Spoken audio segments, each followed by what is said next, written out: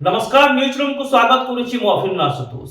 आम समाज रे विवाह समय कुंडली जांच कुंडली मिलन बा जातक विचार मान्यता यथेष्ट अधिक। अनेक समय रे जातक विचार बा जातक मिलन ही स्थिर करिथाय जे जड़े युवक और युवती भितरे विवाह हेबो ना नाही। किंतु दर्शक बंधु दिल्ली हाईकोर्ट एक गुरुत्वपूर्ण राय दैछंती। दिल्ली हाईकोर्ट कहिसंती जे जदि जड़े महिला किंबा पुरुष केवल कुंडली गणना बा जातक विचार को आधार करी विवाह पाई मना करी तेबे यह एक दंडनीय अपराध होई पारे। पूरा घटना को बुझीबा को चेष्टा करिबा। दिल्ली हाईकोर्ट कहिसंती जड़े पुरुष और महिला जदि परस्पर सह शारीरिक संपर्क रखिथिबे और परवर्ती समय कोनोसी मुख्य कारणरू संपृक्त पुरुष किंबा महिला विवाह करिबा पई अनिच्छा प्रकाश करिबे ओ एथि पई कुंडली विचार को आयुध करी कहिबे जे सेमानकर जातक रे मेल खाउ नाही, एथि पई से माने विवाह बंधन रे बांधी हेबे नाही, तेबे एहा आईनगत भाबरे एक अपराध।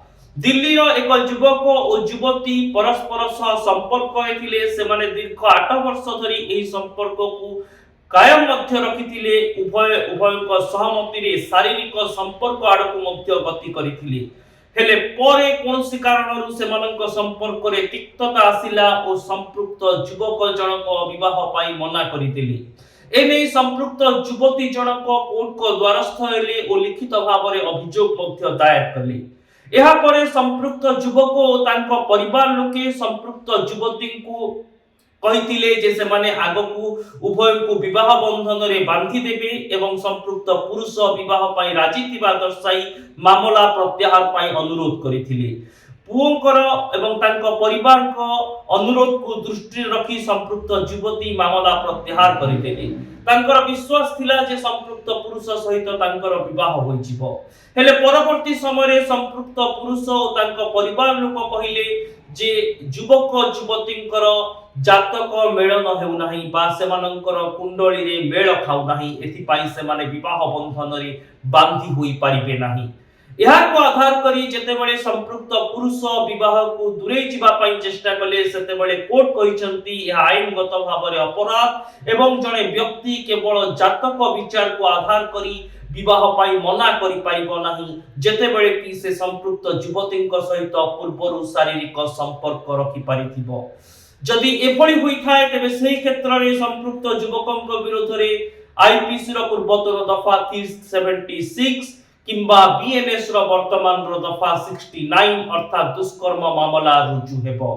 एणु जदि जने पुरुष और जने महिला परस्पर रो सहमति रे शारीरिक संपर्क रखुचंती उभयंक भितरे विवाह रो गोटिए वातावरण रहिछि बा उभय विवाह पाई मध्य आगामी समय सहमति प्रकाश करिबा उद्देश्य रे ई शारीरिक संपर्क रखिचंती, किंतु सेही संपृक्त महिला और पुरुष जे मध्य होंतु ना कहि कि कोनोसी कारणरू संपर्क रे तिक्तता आसीबारु विवाह पाई मना करूचंती ओ कहउचंती जे उभयंकर कुंडली रे मेल खाउ नाही बा जातक गणना आधार रे उभय परस्पर सहित विवाह बंधन रे बांधी होई पारिबे नाही, तेबे यह आईन सम्मत एक अपराध एवं एही क्षेत्र रे संपृक्त युवकंकु दुष्कर्म मामला दे गति करिबाकू पड़िबो।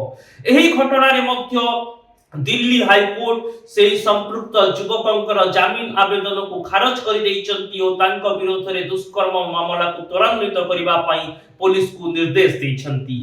तबे कुंडली विचार रे परंपरा आम हिंदू मैरिज एक्ट रे आमर हिंदू विवाह रीति रे एवं आमर समाज रे वर्ष वर्ष धरि रही आसीची। केव आबहमान कालरू एहार गणना एवं मान्यता आम समाज रे रही आसीची। कुंडली विचार समय रे आपण माने जानिथिबे अष्टकूट और 36 गुण कथा कहा जाए। जेते बेले पुरुष एवं महिला के भितरे विवाह हुए एही 36 गुण बा अष्टकूट को आधार करा जाई थाए।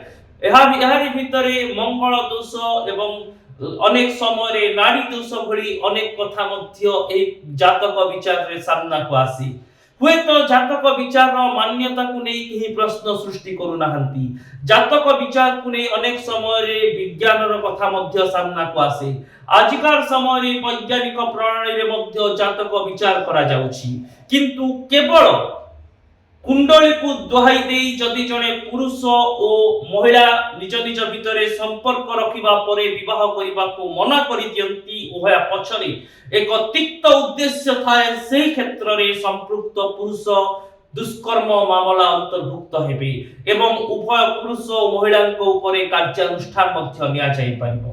दर्शक बंधु एही पूरा घटना सामना को आसीबा परे लिव इन रिलेशनशिप किंबा सहमति रे परस्पर सह रहिबा शारीरिक संपर्क रखिबा ओ परे तिक्तता आसीबा परे विवाह न करिबा पई कुंडली विचार को एक अस्त्र भली प्रयोग करिबार मानसिकता रखुतबा व्यक्ति माननको उपरे एक दृढ़ प्रहार होईछि। कुंडली विचार बा जातक गणनार आवश्यकता विवाह समय रे अछि, समाज रे हार मान्यता अछि, किंतु जने पुरुष और महिला वर्ष वर्ष धरि संपर्क रे रहिबा परे संपर्क रे जदि तिक्तता आसे सेही तिक्तता को घंट घुराइबा पई ओ विवाह न करिबा पई जदि कुंडली गणना बा जातक मिलन को व्यवहार करा जाए एक अस्त्र भाव रे सेही क्षेत्र रे यह एक दंडनीय अपराध और दुष्कर्म मामला रे संपृक्त पुरुषों को बंधा जाई पारे और तांका विरुद्ध रे आईनगत कार्यानुष्ठान निया जाई पारे बोली दिल्ली हाई कोर्ट निष्पत्ति नेइछंती। ए रिपोर्ट आपनको केमिति लागिला हमर सोशल मीडिया साइट हमर फेसबुक और यूट्यूब रे हमको जणांतु। एथिपाई न्यूज रूम को हमर फेसबुक और यूट्यूब रे लाइक करंतु, हम चैनल को सब्सक्राइब करंतु, हम वीडियो को शेयर करंतु और कमेंट बॉक्स रे निजर मतामत लिखंतु। रहुछि नमस्कार।